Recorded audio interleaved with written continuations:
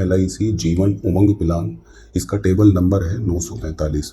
तो आइए जानते हैं इससे जुड़ी हुई A to Z इन्फॉर्मेशन की किस तरह से ये काम करती है। इस स्कीम की सबसे बड़ी बात ये है कि इसमें होल लाइफ इंश्योरेंस मिलता है और आपको प्रीमियम कुछ ही समय के लिए प्रोवाइड कराना होता है। जितनी भी सम एश्योर्ड के लिए आप इस पॉलिसी को चूज़ करते हैं उसका 8% आपके प्रीमियम पूरा होने के बाद में लाइफ टाइम मिलना शुरू हो जाता है। ये आपको पेंशन जब तक आपकी एज 100 ईयर्स होती है तब तक ये आपको पेंशन के रूप में मिलता रहता है। तो चलिए इससे जुड़ी हुई और भी जानकारी हासिल करते हैं। ये एक नॉन लिंक्ड प्लान है, यानी शेयर मार्केट से जुड़ा हुआ प्लान नहीं है।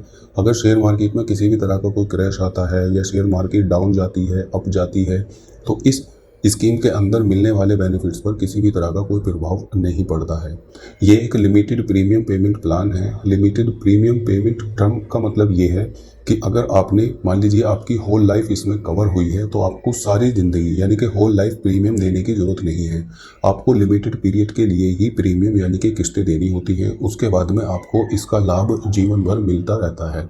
तो चलिए और इससे जुड़ी हुई जानकारी क्या है कि इसमें जो प्रॉफिट के रूप में आपको चीज़ें मिलती हैं वो है वेस्टेड सिंपल रिवर्सनरी बोनस, आपका सम एश्योर्ड और फाइनल एडिशनल बोनस। इन तीनों चीज़ों को ऐड करके मैच्योरिटी पर फाइनली प्रोवाइड कराया जाता है जो भी पॉलिसी होल्डर के नॉमिनी होते हैं।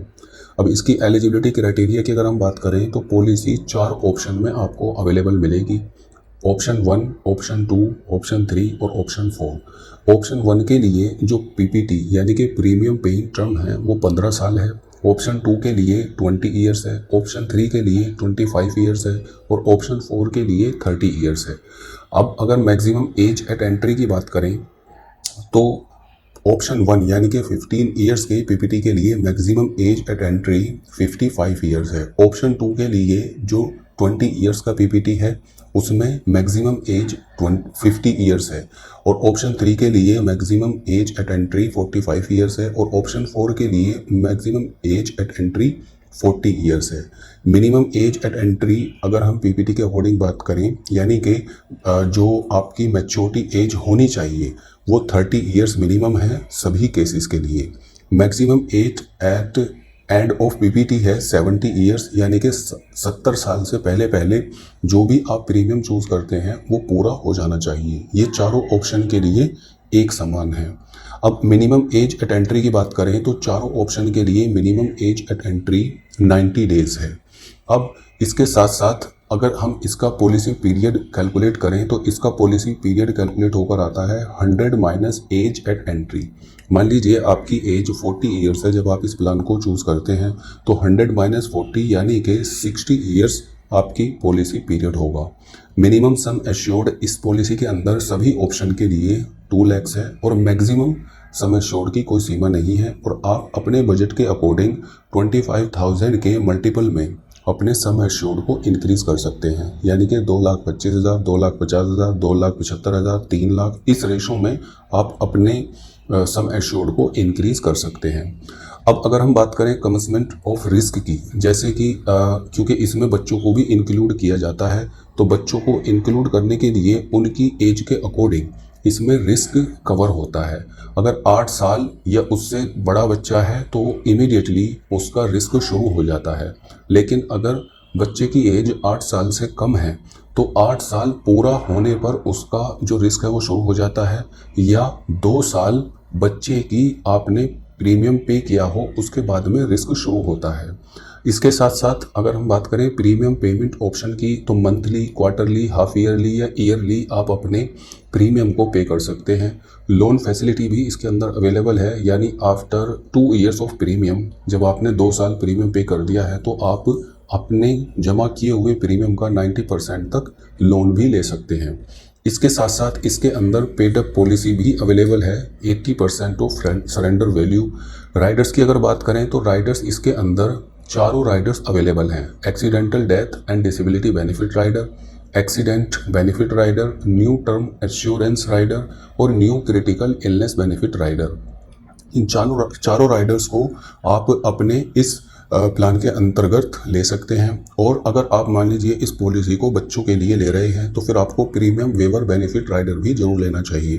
प्रीमियम वेवर बेनिफिट राइडर वो है, मान लीजिए आपने किसी ने भी अपने बच्चे के नाम से पॉलिसी ली और बाय चांस उस पेरेंट की या उस पर्सन की डेथ हो जाती है तो बच्चे की पॉलिसी के अंतर्गत एक भी रुपया पे करने की ज़रूरत नहीं है, जबकि बच्चे को जिस प्रीमियम के साथ में, जिस प्लान के साथ में आपने पॉलिसी शुरू की है वो सारे बेनिफिट्स उसको मिलते रहेंगे।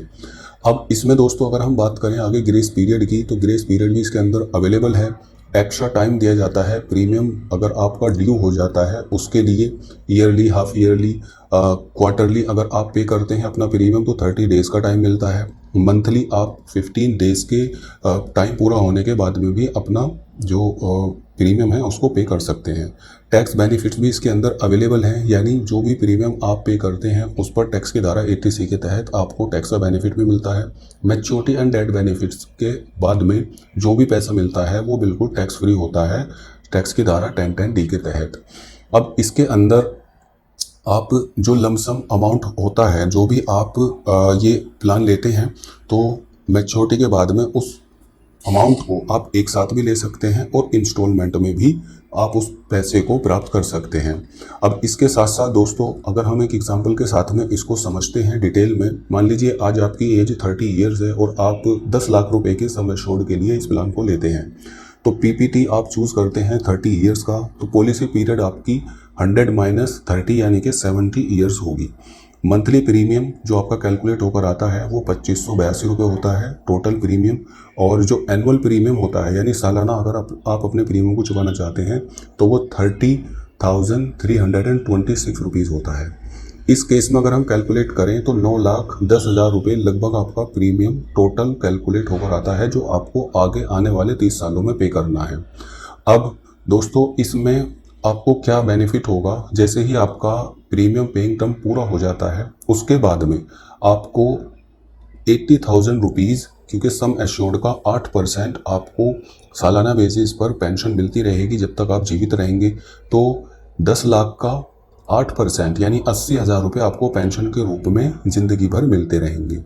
और मैच्योरिटी कैसे कैलकुलेट होती है, सम एश्योर्ड जो 10 लाख रुपए का आपने लिया है वो प्लस सारे बोनसेस मिला के लगभग 90 लाख रुपए के आसपास ये बोनस बैठते हैं, तो 1 करोड़ रुपए मैच्योरिटी पर आपकी डेथ के बाद में आपके फैमिली मेम्बर्स को या नॉमिनी को दे दिए जाते हैं। यानी आपकी आने वाली जनरेशन के लिए सीधा सीधा 1 करोड़ रुपए का यहाँ पर एक साथ लमसम अमाउंट मिलता है।